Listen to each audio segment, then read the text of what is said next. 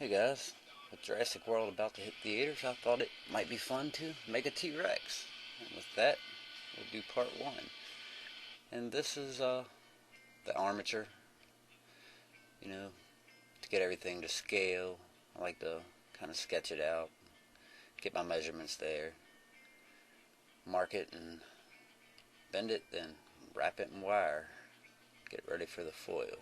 And that's what we're doing here, wrapping it in some wire. Get it bulked out at the joints to make it easier to lock everything together. Twist the foot together here. Just equal measurements. Then twist. Just get it roughly to shape. You can always trim it. And there's our armature. Next we'll put it together with a two-part epoxy. A little more wire. Get it on the temporary base. Put a little ball of wire there and put your epoxy around it. Gives it a nice foundation to stand on. We can clip that off when it's all finished. Now we'll just put it together. Easy enough. Get it ready for the foil.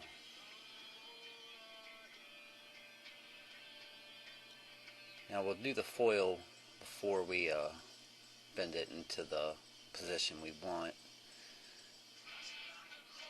That makes it a little harder to bend, but it also visually you can see your stance better.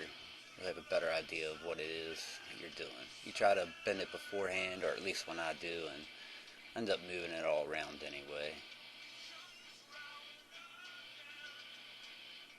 So we'll go for that iconic Jurassic Park pose from old Rexy.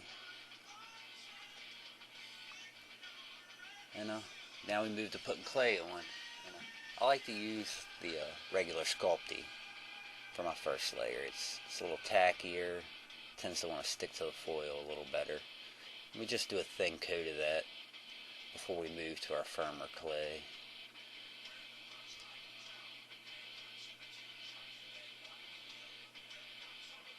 And here we're rolling it on, making sure it's all nice and stuck to the foil, no air pockets. You definitely don't want air pockets on your first coat.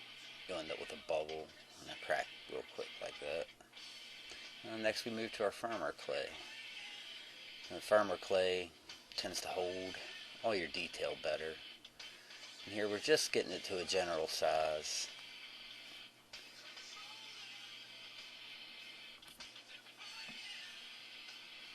And again, you want to roll on it as you go. Push on it, shove on it, squeeze it. Just make sure you don't have any voids.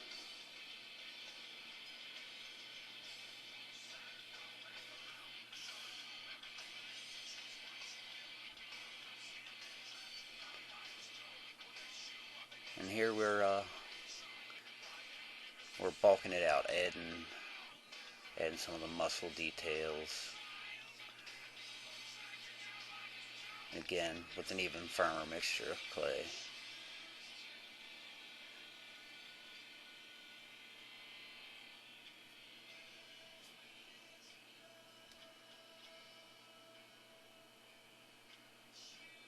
And here I'm just using 91% alcohol just to smooth my edges. The firmer your clay is, the harder it is to smooth. The alcohol evaporates almost immediately.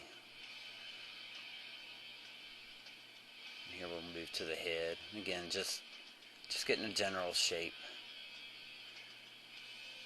It's always easier to cut your clay away later rather than it is to add it once you put detail in.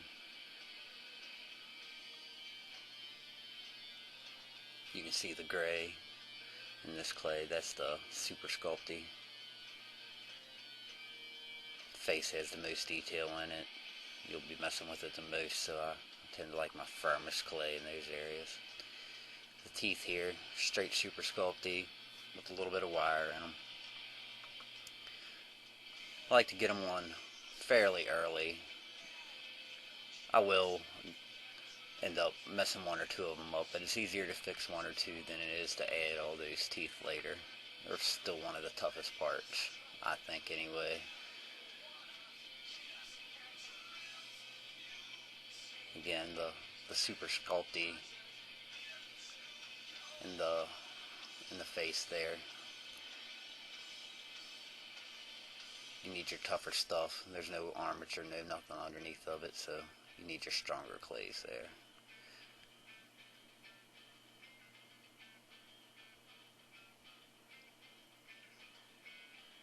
I think I'm overdoing it in the face here. But again, it's easier to remove it than it is to add it. There's the just regular sculpty there to hold the ball bearing in. Again, it's tackier, it holds better, and it's easier to move your eyeball around and get it adjusted with the softer clay. And here we'll just getting the skin ready. I'll give myself some lines to work with and etch in the skin pattern, or at least the beginnings of the skin pattern, just so it gives me an easier line to follow later when I start to add the heavier detail. And I think that'll be about it for part 1, guys. Part 2 should be coming real soon. Thanks for watching. Hope you enjoyed it. If you did, please leave me a like, maybe subscribe. I appreciate it, guys. Thanks.